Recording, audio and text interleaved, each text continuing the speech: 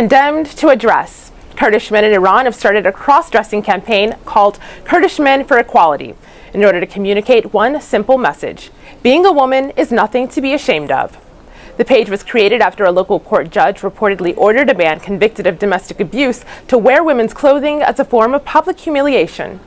Some men called the ruling demeaning to women and posted photos like this. And this side reads, "Disgracing Kurdish women is disgracing an international community.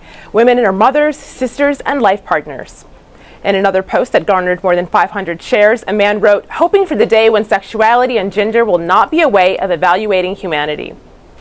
Our next leads from Uganda, where President Museveni has come under fire for awarding a local youth group a sack of cash.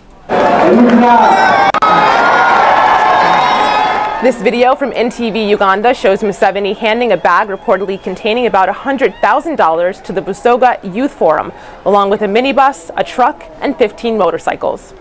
Ugandans on Twitter were less than thrilled with the president's donation to a group located in an area where support for him has been low.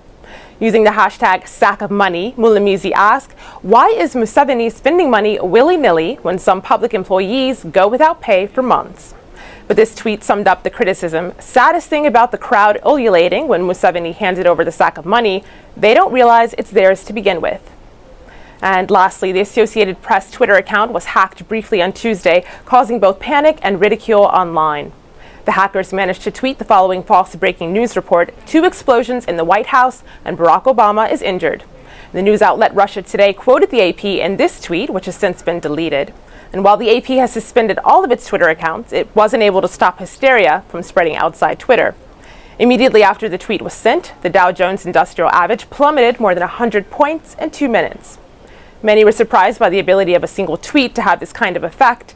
Anthony writes, "The world is now watching, and many will no doubt devise ways to manipulate markets via social media." For more on both those stories, head over to stream.aljazeera.com. Lisa?